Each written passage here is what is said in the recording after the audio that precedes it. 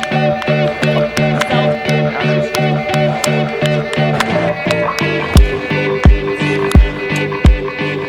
Rally Redlegs are back, and so is the Reds Relay Podcast. I'm your host, Brendan Hostler, here with co-host Matt Fry. Matt Fry is with me, as always, as Jake Sanders is our producer behind the scenes. Say hello, Jake. It's a great day, fellas. It's a great day. We are happy to be back. It's been a while. It's been... Been 3 series. Yeah, it's been a little bit longer than a week, and I'm kind of glad to be back. I've been anxious to kind of get back on the pod and talk a little bit of Reds baseball. The last time we talked... they had just played the White Sox, and they swept the White Sox, and we kind of thought, okay, this team is ready to go. They're backfiring on all cylinders, and then they run into the Mariners. Yeah, we've had a little bit of everything in the past week. We've swept. We have gotten swept. We split with the Phillies, so a lot to talk about. Yeah, the Mariners series, I don't think we want to talk about too much, just because it was not a very good series. All around, just the pitching side was not there. The offense clearly was not there. They were shut down by Logan Gilbert, and it was just it was not their best showing. But West Coast trips tend to be that way.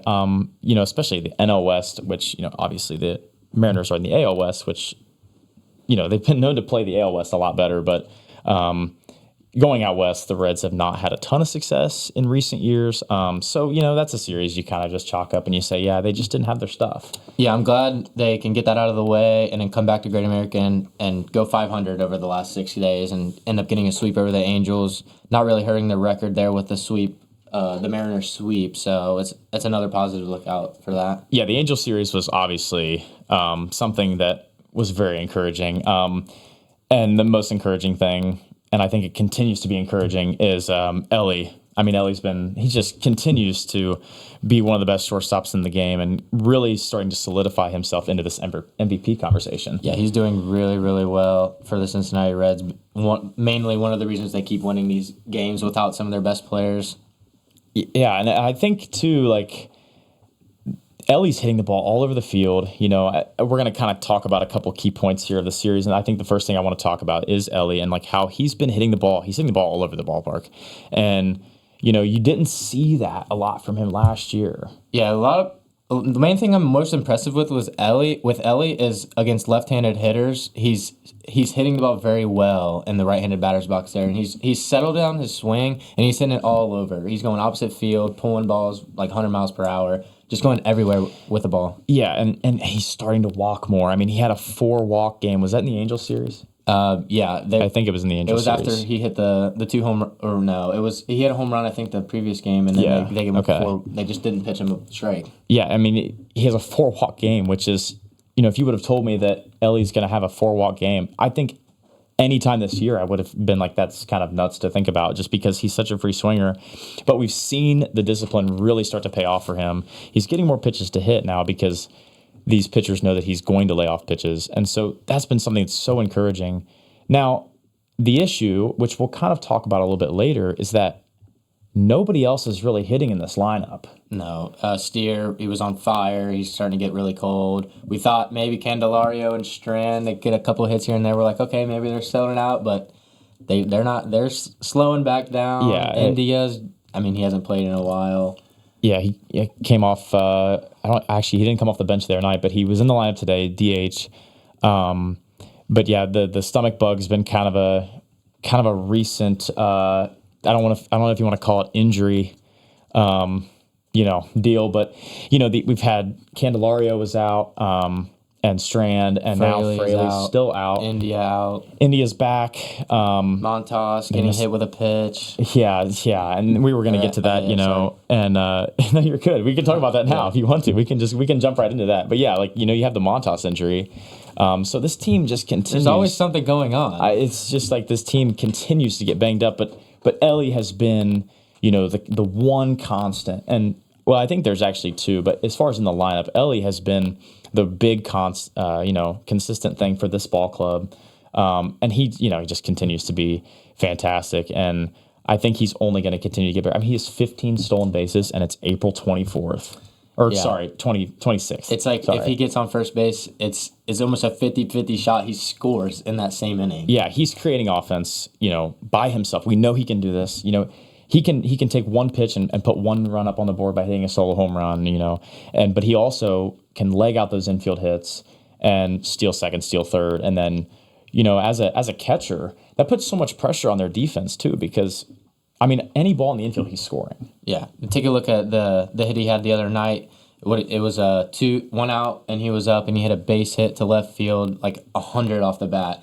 And then he steals second, steals third, and all Steer needed to do was put the ball in the outfield, and he scores. So he's just causing all kinds of runs for the Reds and helping them out. And even in the Phillies series too, they didn't win the series. They split, which I thought was an encouraging split. The Phillies are a good team, but he was productive that whole series. Today, didn't have his best stuff or whatever. He wasn't he wasn't crazy at the plate, but he had some good at bats. He had a walk. Yeah. He does things that's helping them win. So Ellie's been a big constant for this team, big consistent player. The other thing that has been so encouraging with this club is, and a lot, or I guess I shouldn't say a lot, unlike recent Reds ball clubs, the bullpen has been so good. Yeah, the 8-inning shutout that they put up, that was really impressive. Started off by, with Brent Suter, who I think now has, I don't actually know if he pitched there. I didn't watch the back end of the game, but he was 6 straight scoreless innings. He's been awesome. Is. Yeah. And I didn't think that he was going to be a guy that's going to be around, in a month. But when you look at this pen, if you take Brent Suter out of this pen, now there's still a good bullpen. We're going to obviously talk about that. But Brent Suter's been a huge outlier. He's a guy that can go 3 innings.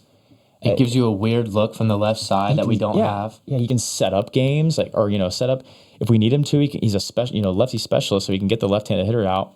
And then obviously we've talked in a previous episode about Fernando Cruz.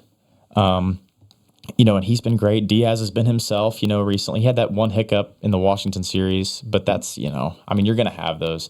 So I don't really worry about that a whole lot. We got Jabot coming back. He just came off a perfect inning rehab. Moles looked great so Moles far. Coming back. Moles, he threw today. Yeah, he looked great. He looked great today. So the bullpen's been great. And it's not a ton of big names. Diaz has kind of become a big name, and Fernando Cruz is kind of working his way to be a big name with that freak pitch he has. Yeah, it's good to give David Bell a tough like on who he's going to send down, because it's like all these guys are performing well. Yeah, right? It's a good thing that David Bell has a tough decision to make on who he's going to play and who's going to send down. Right. Yeah, and so the bullpen's been great, and I think too after watching the Angels series, and to me like this the ace of the staff is Lodolo.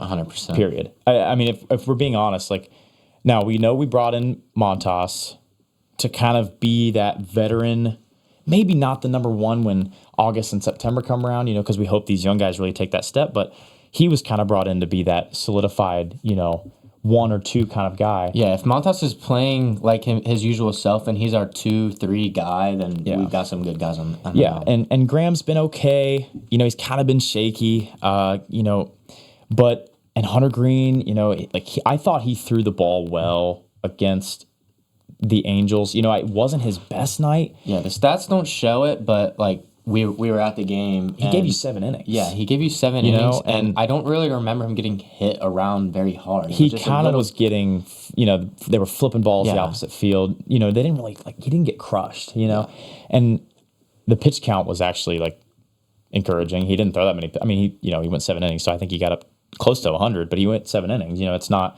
that classic 4 innings and he's having to come out of the game. Yeah. So, but to me, Nick Lodolo is, dude, he's got the best stuff on this team. Excuse me, the breaking ball is phenomenal. There's, you name me a left-handed hitter that can hit that breaking ball. I'll sit here and wait. Or a right-handed hitter. They're all getting hit by the pitches and they're swinging at it. Yeah, so he's been good, and I think, did he start in the Phillies series? Or did he start in the Angels series? I think he had. I'm gonna look at that. But he's been so good, and I think the limit for him is, I don't see, the sky is the limit for this guy because his stuff is just there, and being left-handed helps. He's kind of quirky. He's kind of, to me, when we drafted him, I always felt that he could easily be the ace. I know Hunter Green is the guy that puts up the big numbers, so let's see. He pitched in both. Oh, he did Both pitch in series, both. and Oh, he did okay. good in both. Oh, okay. So it was the Wednesday night game that we were there, and I was at both, right? Oh yeah, I was at both. Yeah. So the Wednesday night game, starting out, I kind of thought, man, he doesn't have his best stuff. He hit a guy in the first inning, hit Trey. And, I kind of thought to myself, man, he's going to have one of those nights, kind of like he did last year, where his first couple starts were really good. And then he kind of has an implode night where he just can't find the zone. He's hitting guys, and he's out after 3 innings.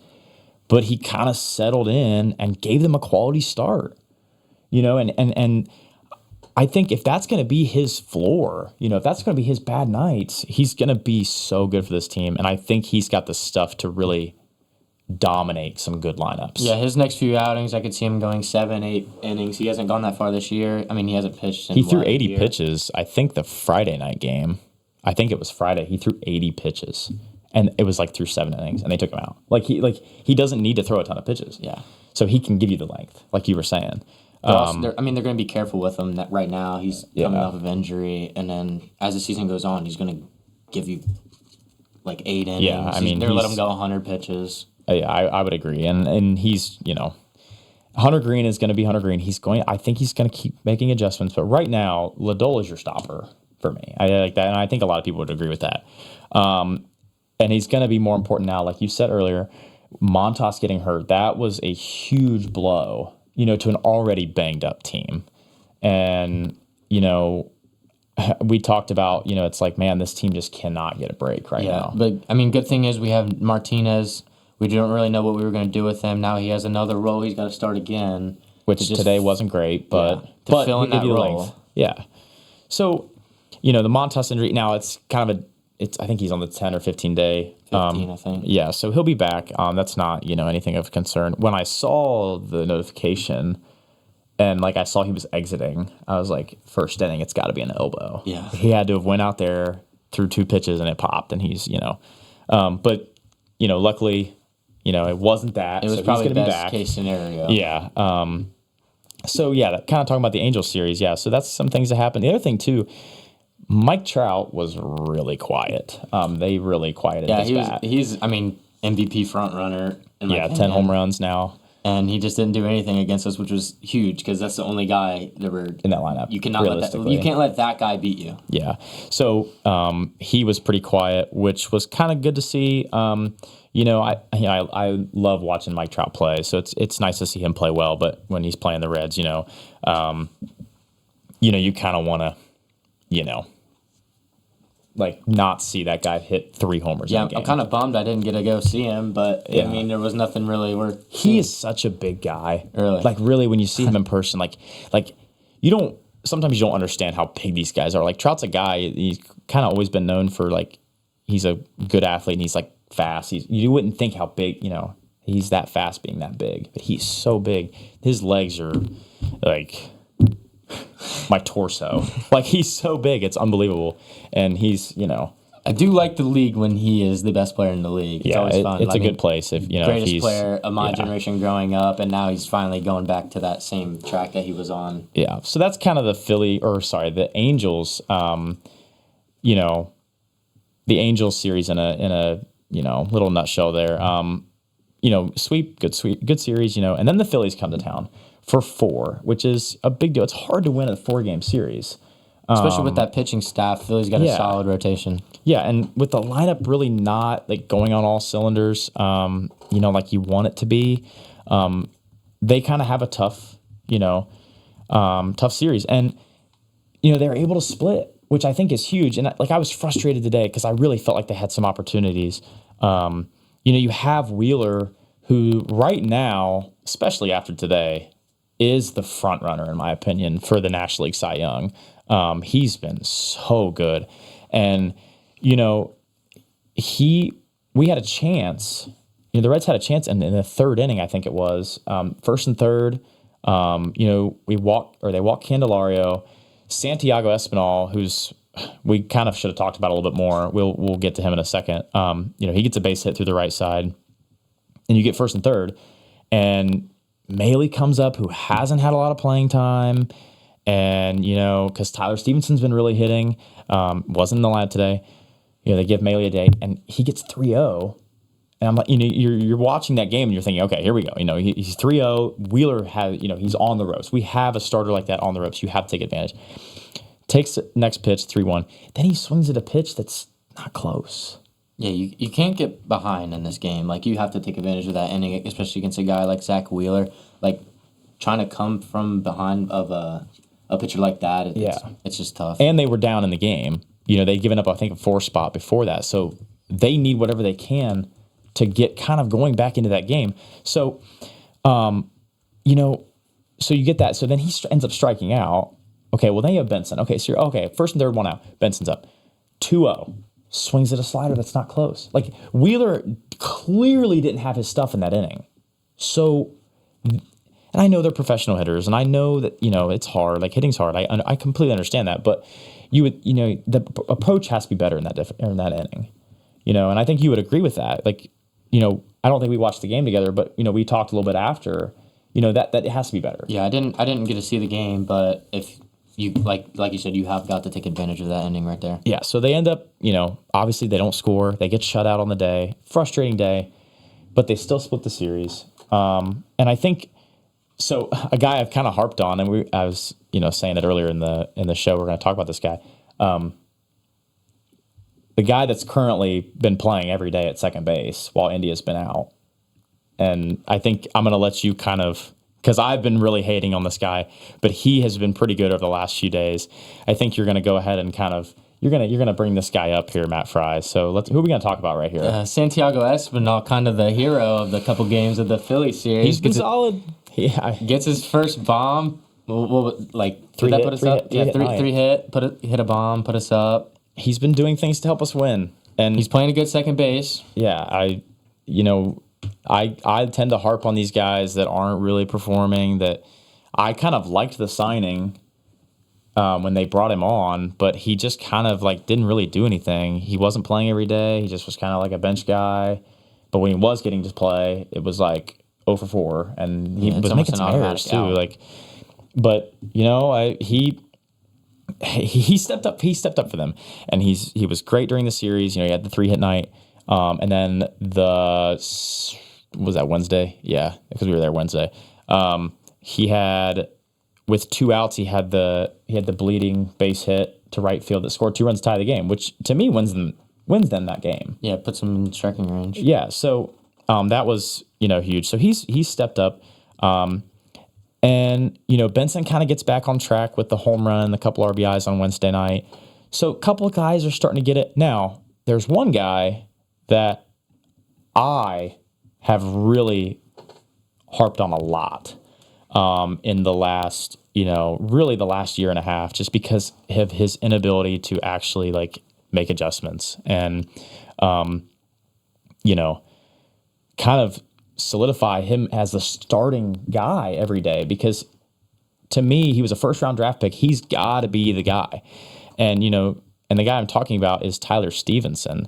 And a lot of Reds fans know, Tyler Stevenson, when he came up, 2020, 2021, those first couple years we thought he was going to be our 3-hole of the future. Yeah, he was, what year was that, 2020 is when he first came up.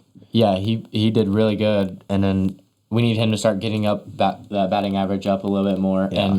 And last year, we had 3 catchers who were not doing anything. And this year, if we have a catcher running away with the job, we don't have to worry about switching in and out, and he's just taking it away. It's just another thing off David Bell's back right there. Yeah, and so he's played really well, and the last few games, he had the grand slam a few nights ago. He hit that absolute rocket of a home run to left field. That's one of the longest home runs I've seen in person. That ball was crushed. And then he had the double on Wednesday, and he's played a lot better. I kind of was disappointed not to see him in the lineup today. At least DHing. I know you got to give his legs a rest, especially with no off day. But I would have liked to seen him DH today. But he's been really good. And I think one thing I want to look at, because I see it on Twitter all the time. When we're talking about Tyler Stevenson, we talk about how much better all these other young catchers are, okay? And Jake, you can go ahead and pull it up. I'm just going to go ahead and kind of look at it. So this is basically what I'm looking at right now. And this is reference. So we're comparing a couple players. Now, obviously, you can see Tyler Stevenson is leading these 4 catchers. Now, I get that there's not only 4 catchers in the league. There's a lot of other guys that are hitting better than Tyler Stevenson. But my point is that you look at a guy like JT Realmuto. He comes into Cincinnati, and everybody, kind of oohs and ahs over his game because he's probably the best catcher in the league, maybe other than Adley Rutschman. And he doesn't do anything. And you kind of look at the numbers and you go, man, Tyler Stevenson having a better year than JT Realmuto. If you walked up to a Reds fan and said, who do you think's having a better season, JT or Tyler? And they would laugh at you. They would say it's JT Realmuto.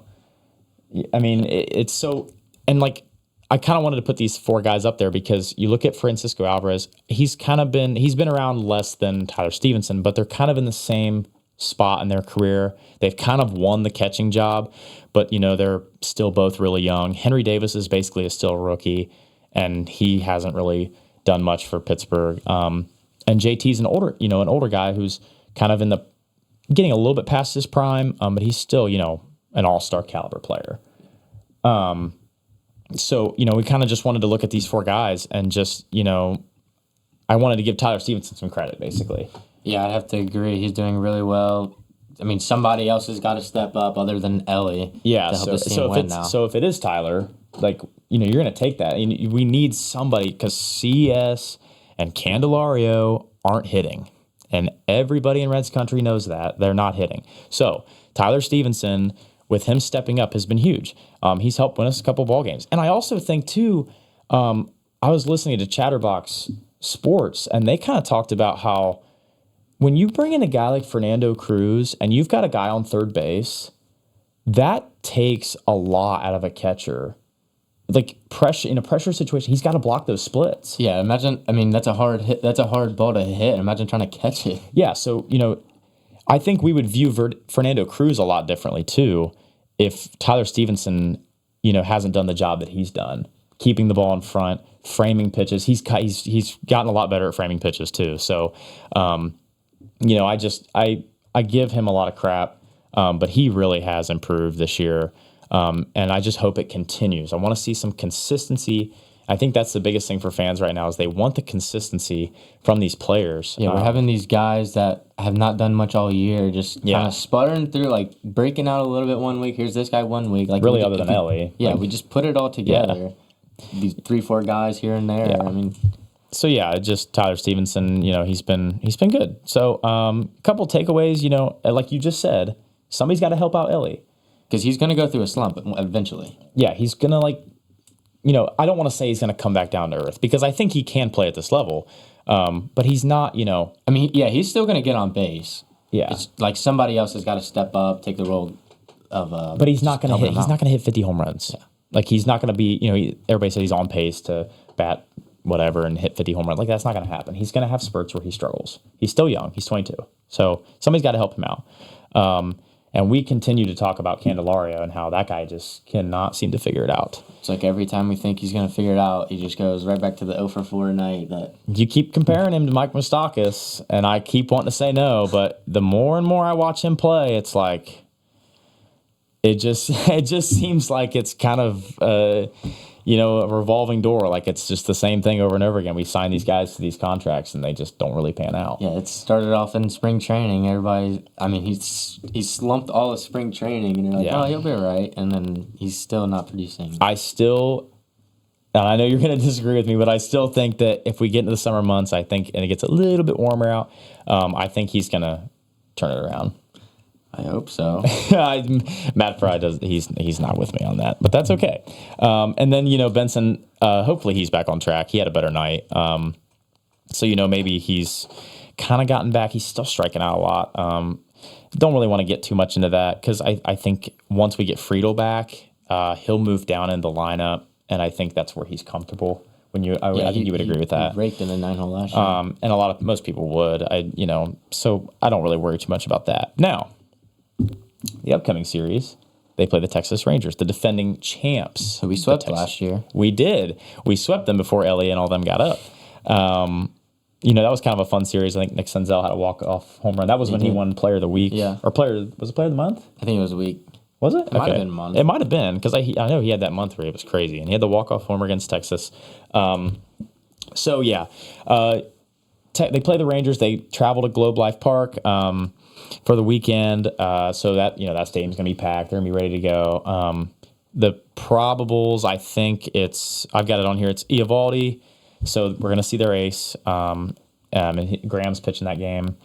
We're going to see former Red. Michael Lorenzen will be game 2 against Hunter Green. And then Dane Dunning, who I actually am very high on. I think he's a very good arm. I'd like for the Reds to have him, but obviously we cannot. But Dan Dunning is going to go against Andrew Abbott on Sunday. So that series is, I really think we can beat Texas just because that seems like a team that, we don't see them very often. We do play well normally against the AL West. It didn't go great last time when we obviously played the Mariners. We went out west. But they're going to get a good Rangers team. But I think we can compete with the Rangers. I really do. I think they're going to be a team obviously at the top of the pack. I think they're a little bit middle of the pack right now. What's their record? They're 500 right now. Okay, so they're 5. So what's what are they? 13. They're 13-13. Okay, so they haven't. I mean, they Mariners haven't really first. put it all together yet, but we obviously know they can be a really good team. Yeah, so that's going to be kind of a fun series. You get to see some players you don't often see. Josh Young, big fan of him. Is he? I thought he was hurt. Oh, was he hurt? Is he hurt? I don't know. But we get to see Wyatt Langford. Jake, is he hurt? Can we check that? I'll check in. I'll be back. Okay. So, yeah, well, I thought he was hurt. You get to see Wyatt Langford play for the first time. Wyatt Langford, yeah, that'll be got interesting. Sit and watch him. And Eovaldi's going to be tough. Is he? Says rehab. Oh, he broke his wrist. That's right, because I think that happened in spring training. It was like one of the first weeks of spring training, I think. Yeah. That guy can't catch a break. He was hurt last year, too. He's a good player. They got a lot of young talent. Jonah Heim, I'm a big fan of Jonah Heim. That dude is a beast. Big, tall, power-hitting catcher. He can really throw it, too. But so that's going to be a fun series. I think, you get to see, again, like I said, you get to see some players you don't often get to see. Adolis Garcia's got a lot of pop. Corey Seager, Marcus Semien. So that's going to be fun. So that's this weekend. Okay, so now, we haven't talked a ton the first couple episodes about a lot of outside the Reds, but there's a lot of different things that happened over the week because we've been gone for a little bit. So kind of wanted to talk a couple things. The first thing I want to talk about, we're going to do a little around the league news here. And actually something that was brought to my attention today that I actually didn't even see. I think it was on Twitter and CBS did an article about it, which I believe is everybody looking at it right now? Can we pull that up for them? Okay, there we go. Yeah. All right, so Max Scherzer, who is currently doing some rehabbing, coming back for the Rangers, who are about to play, but he was talking about the umpiring. Now, we know, everybody now knows where the strike zone is because they put the box on the TV.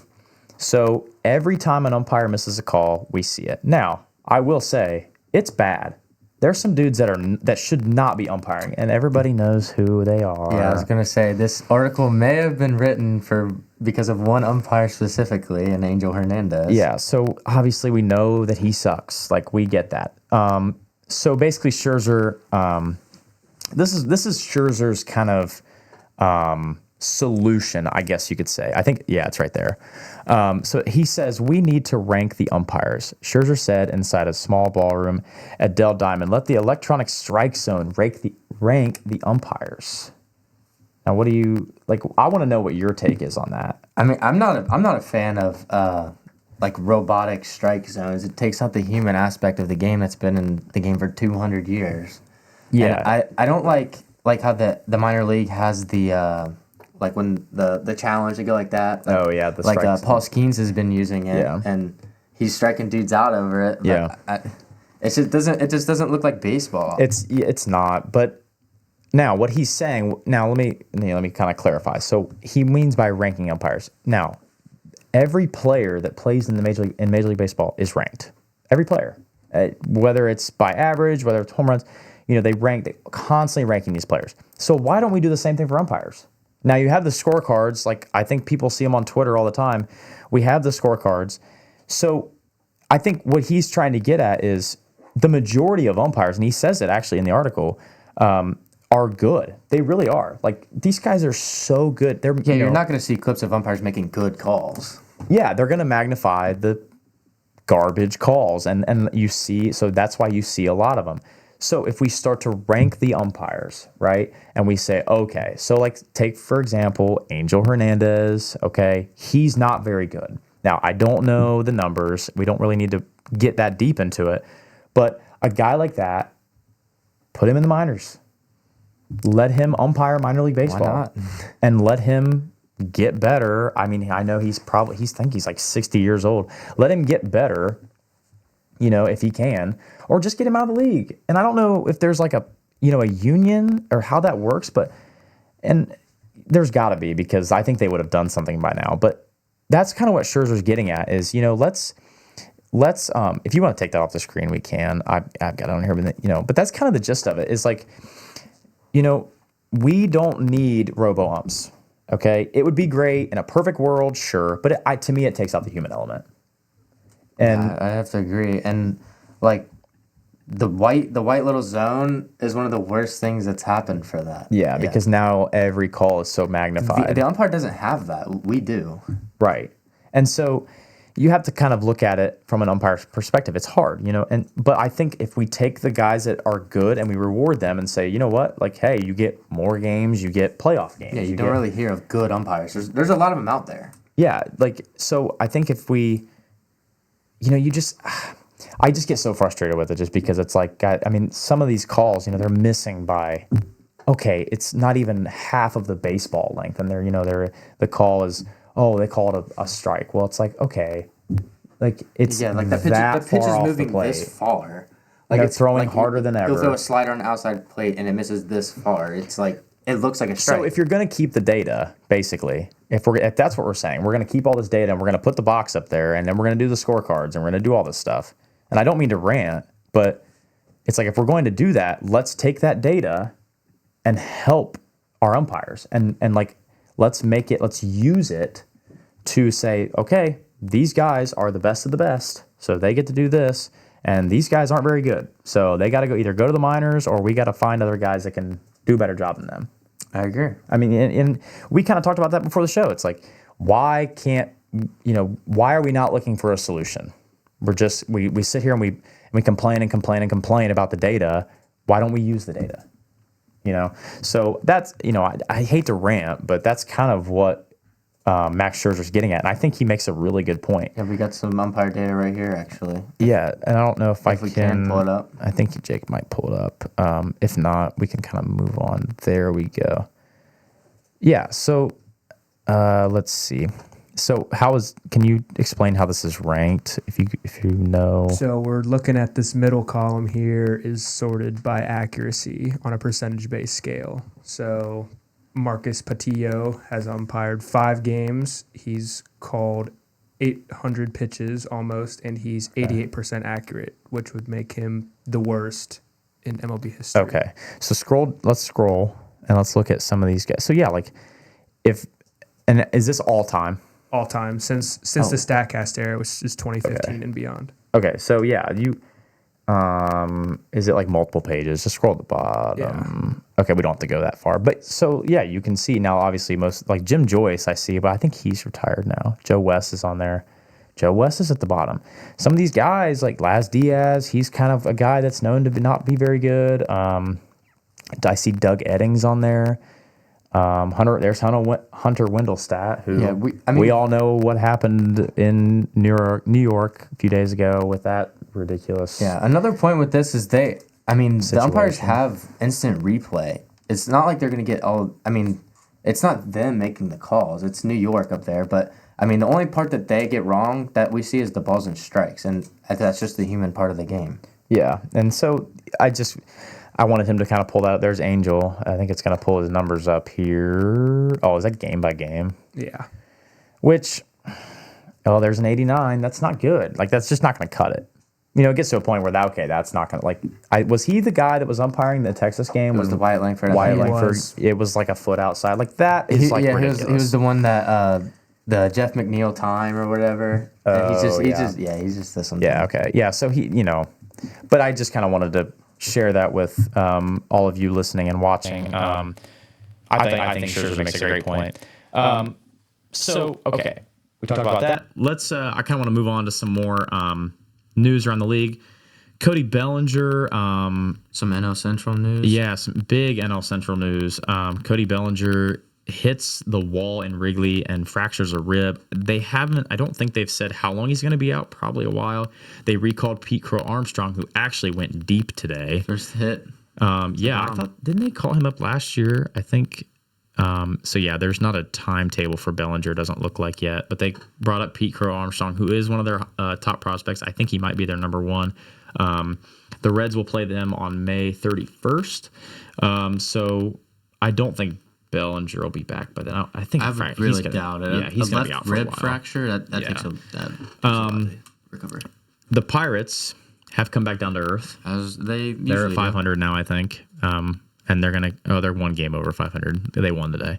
They're gonna keep falling. Like all these Pirates fans freaking out because they were 8 games over 500. It's just not gonna stay that way. Like I've seen this before. Yeah. Some other news: the Astros are actually. The time I wrote this on here, I said bad. They're really bad, and I know you disagree with me, and you can tell the people why. We've seen this before. I mean, they start off really bad and they pick it up and really make the World slow, Series. Though. I hear what you're last saying. Year. I hear what you're saying, but dude, they have Yordan Alvarez, Jose Altuve, Kyle Tucker. Like that team, they're gonna be. They're good. I don't blame you for thinking that. And but and then I also. The White Sox are also really bad. If anyone was curious, they're 3-22. Now the Reds have been there. They've been there a couple years ago. They were there. But I just, Astros are digging themselves a hole right now, and it's going to be hard to come out of that. Yeah, it will. It'll be tough, but they always seem to find their way into the wild card spot, creeping up there. I would agree, and I kind of thought that too. Like when I think they were under 500 in their first 10, and I thought, no, everybody's kind of sleeping on them, but they're gonna, they'll be fine. 25 games in. We're 25 games in now, and they have struggled. Another thing, Ohtani passed Hideki Matsui for the most home runs by a Japanese-born player. So that's pretty interesting. And obviously, he's going to hit way more than 176. So he's going to have that record probably for a while. Probably ever. Yeah, it could be ever, and it probably will be. Jackson Holiday is scuffling. He is 2 for 34 as of yesterday. I'm not sure what he did in the game today. 18 strikeouts, an 0.59 batting average. Now, everybody relax. He's going to be fine. Same thing with Ellie. He went through a really rough streak. I'm not trying to trash on the guy. He's going to be a good player. I think 20 years old? I think so. Yeah, they brought him up really early. I know he was great. He's going to be fine. And so he's going to be fine.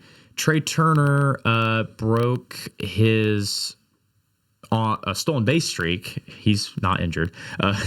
Trey Turner broke his stolen base streak by getting picked off, actually. Well, no, he didn't get picked off. They tried to do a double steal. Yeah, they did a first and third. Ty Steve fake out.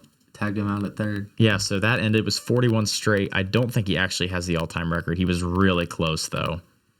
So that's a little bit of news around the league. So I think now we talked a little bit of MLB. We're going to transition kind of back to the Redlegs here.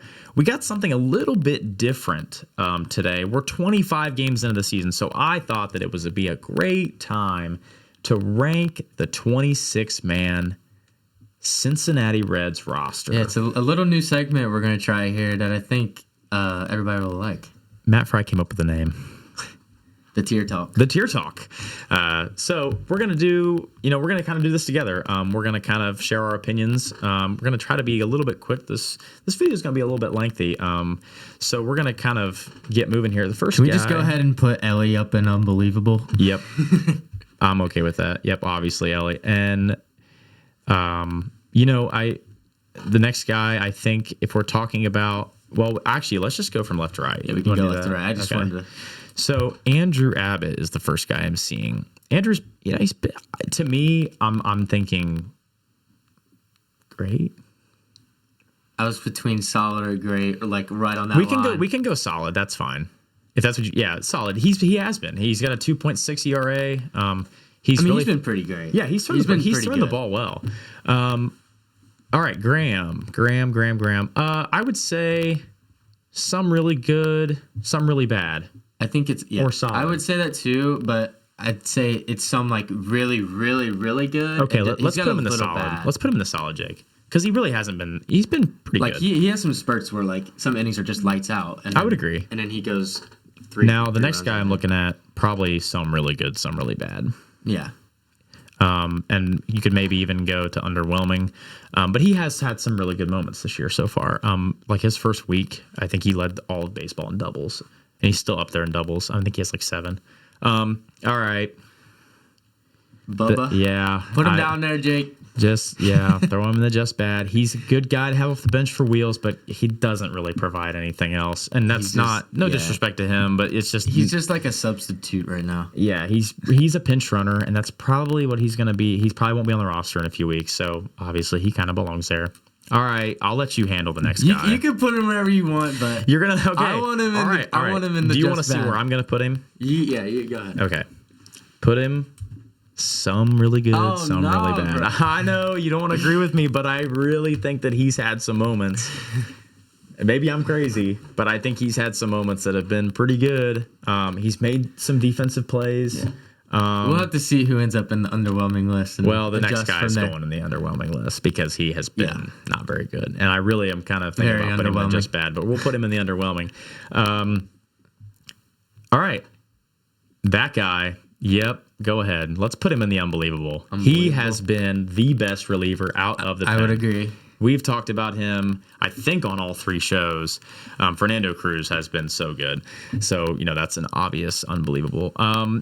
Diaz, you could probably say great. I'd say great. Yeah. I would agree. He had the one hiccup against Washington, but other than that, he's been really, really good. The ERA is kind of high, but he's, when he comes in to get a save, he gets it done. This guy, I think this guy has moved himself up over the past week. I would say some really good, some really bad. Yeah, for Espinal. If we did this last week, he might be under Bubba Thompson. He would probably have his own category. Stewart. Oh, Stewart. Again, if we did this a week ago, he might be all the way up here. But yeah, I'm gonna say he's been solid. Yeah, he's been pretty solid. Just because he's been asked to kind of play almost every day, and to me, again, a lot of people know how I feel about him. He's not an everyday player. He's just not. But he's been solid for them. Buck Farmer. Who is it? It's Buck Farmer. A lot of people are gonna be glad I said that name. I would say solid just because he really hasn't had. Yeah, he hasn't had many bad. He hasn't really. Yeah, but he really hasn't had. He's kind of that guy. It's just he's been fine. The pen hasn't really had a lot of high leverage situations. Jake Fraley, great. He's been unbelievable. What do you feel about Hunter Green? This one's interesting. I'd probably have to put him in some really good, some really bad. Okay, maybe solid, but I would agree with that. Where do you want to put him? Because I kind of don't really know where. Like, if we were putting him, it would be like right before Benson. I mean, obviously the ranking doesn't really matter, but he's like the best guy in that category. Okay, yeah, I would agree with that. India, to me, it's underwhelming. He just hasn't been good enough. He kind of got on base there at the beginning of the year, but you can't bat 160. Yeah, he's got to pick it up. He'll be fine. Lodolo, I would say. Unbelievable. Gotta be. Where I put him. He's at the top echelon of this team right now. He has been pitching well. Luke Maile, actually, after today, just bad.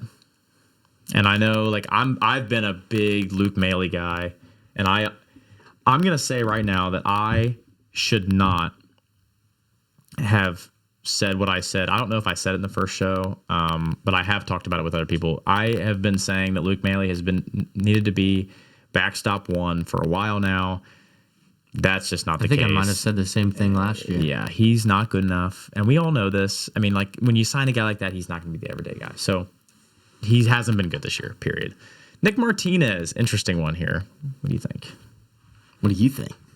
To me, I would say that he belongs in the some really good, some really bad, because out of the bullpen, he has been actually no. I'm gonna say solid. I was getting ready to say I'd put him in solid. The only reason I said this some really bad is because his starts haven't been really good. But they haven't been awful. Like he still gives. He's had to do so much. He still gives like 5-6 innings. So that's fine. He can go there. Nick Martini. This is kind of another guy. I'm getting close to that just bad category. If you take away opening day, he's just bad. But just because of that alone, I'd say underwhelming. So let's do some really good, some really bad. That summarizes his year more, I would say. Even though, because there's some really bad, some really good, some really bad. I mean, like it's hard to like put in between solid and underwhelming. I agree. Montas, I would say solid. He's been solid, and obviously he's injured right now, but I would say solid. He said like one bad start. Not really bad, but Pagan, some really good, some really bad. Underwhelming. Some really good, some really bad. That's fair. I would. He's had some. I'd say that's probably. I don't know. Go to underwhelming, just because we're paying him a lot of money. Yeah. I kind of thought before the year that he was going to be our 8th inning guy. I really did. Like I thought, oh my gosh, Emilio Pagan, he's going to be. He was so good for the Twins. He's going to be a guy that we're going to be able to go to high leverage. He just really hasn't had his good stuff. This other guy though, Lucas Sims, has now the ERA is high. I know that it's still pretty high. I think he's been great. I love Lucas Sims. I'm a big Lucas Sims guy. The numbers don't really jump out at you. The ERA is kind of high, but he has been pretty good out of the pen in some high leverage situations. Spencer Steer, again, like you said, if this was a week ago, like maybe you. I would say he's been great. I'd say great. Yeah, you can't take away the whole rest of his year just based off. And he still is giving you good at bats. Tyler Stevenson, I would put solid. Now, Brent Suter. I'm gonna say great. I'm gonna say great. Yeah. Where's the Brent Suter ball? Yeah. The Brent Suter signed baseball right here. He could probably even jump up in front of maybe even Diaz because he's been so versatile out of the pen. Justin Wilson, I would say. Some really good, some really bad, I guess. He's kind of just been meh. I mean, he probably won't be on the roster. We actually don't have Sam Moll on here. I would say Sam Moll probably goes in the solid. He's only had a couple outings, but he's been good. So this is kind of where I wanted to rank some of the Redlegs. Obviously, Ellie, Cruz, and Lodolo top the list. Those three guys have really stood out to me, and Steer is probably in that conversation as well. And then you have Diaz, Fraley, Sims, Brent Suter. We have Steer in the great category, but I think Steer could probably go above, but we've got him there for now. You could just leave him there. Like if we did the thing with, or whoever it was, the Steer would be like the best guy in that grade. Yeah. Solid, most of our pitchers, this at least the rotation, Martinez, Montas. Yeah, there hasn't really been bad pitchers. Abbott, Ashcraft. Yeah, nobody's really imploded a ton. Fairchild and Stevenson are in the solid. Some really good, some really bad. Benson, Candelaria, Espinal, Hunter Green, Nick Martini, and Justin Wilson. Underwhelming, obviously, Strand, India, and we put Pagan down there too. You could probably put Candelario down there maybe, however you decide to do this. And just bad, Bubba Thompson and Luke Maley haven't been great. So that's a new little thing we wanted to try out. Now, this episode's getting pretty long, so we're going to kind of switch gears, and we're going to get to my personal favorite part, the baseball reference. So we're going to kind of start this little segment here as we wrap up this episode. You should have it on yours. Oh, do I have it on here? Yeah, right there. Oh, look at that. They have it for me on my computer. This is awesome. Obviously, I don't have the names on my computer. Nobody start freaking out. All right. So I'm going to kind of talk through this. We got a 2016 debut who got traded in his rookie year. That's interesting. Kind of plays all over the field. A Cleveland Indian towards the end of his career. Did play for the Reds in 2021. This guy's not very good. And you guys really threw me a tough name here because this guy's not very good. He has no numbers. Except for 2019. I'm trying to I really don't even know where to start with this guy. Do we have the right guy on the screen? Yeah, we do. Okay. Making sure we have the right guy on the screen. Oh my gosh. Who came over with, so it's not Tyler Naquin, even though he came over from Cleveland. This guy played, ooh, wait. No way I just got this, right? Does his first name start with an M? It does. Okay. Mike Freeman. Wow. I don't know how I got that actually. That was crazy. It's very impressive. I saw the one and and over on his position category. I think you guys can see that on the screen. Yeah.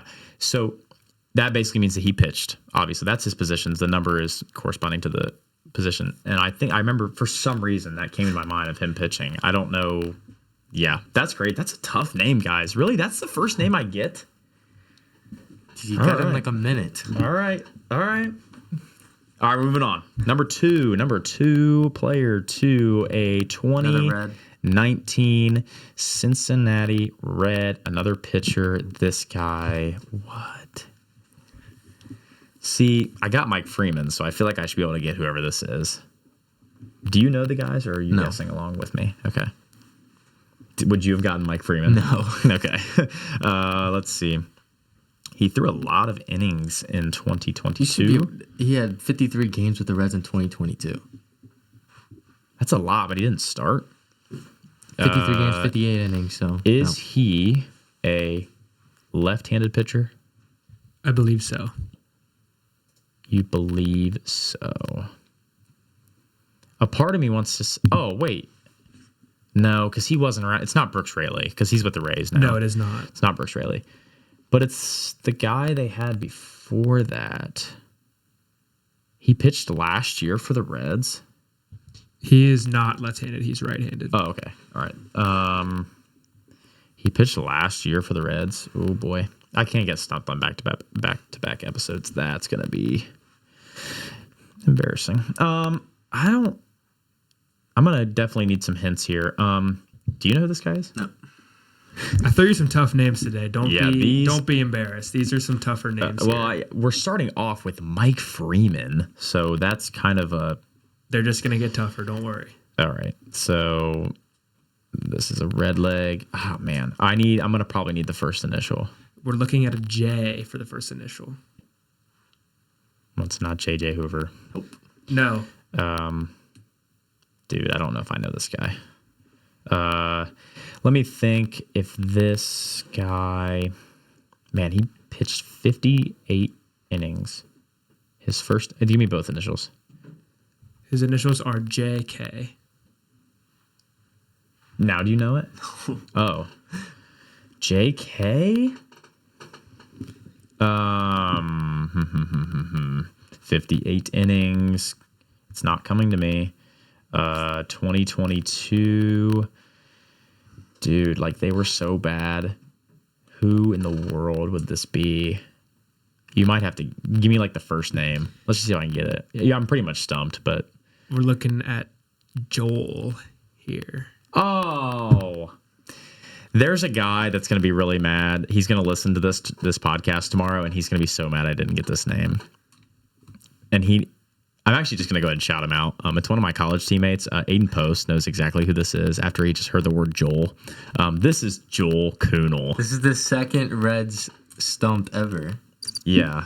The crickets for that one. That one was not. I should have gotten that one just because he was such dude. He was so bad. You know, that's we kind of meme him a lot. He was not great for us. Now, all right, okay, we have a position player. Thank you. 2009 Dodger, and then he ended his career in 2014 with the Arizona Diamondbacks. He played for the Reds in 2012 and 2013.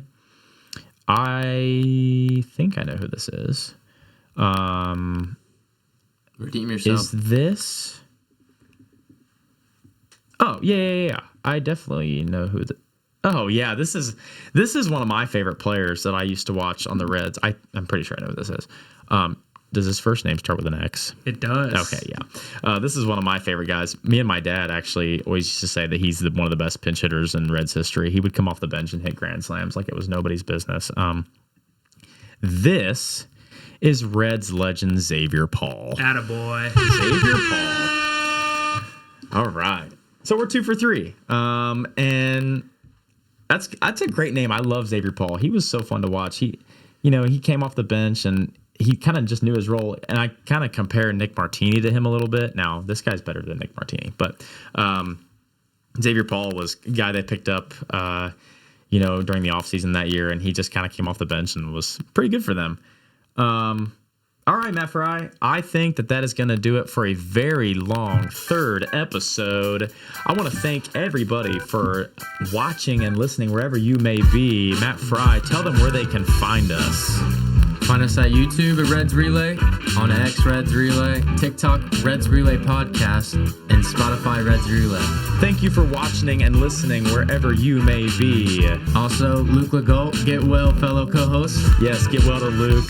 Just had Tommy John surgery, so we wish him well. I'm glad you brought that up. So yeah, that's going to do it for this episode. Thanks for watching and listening. Go Reds.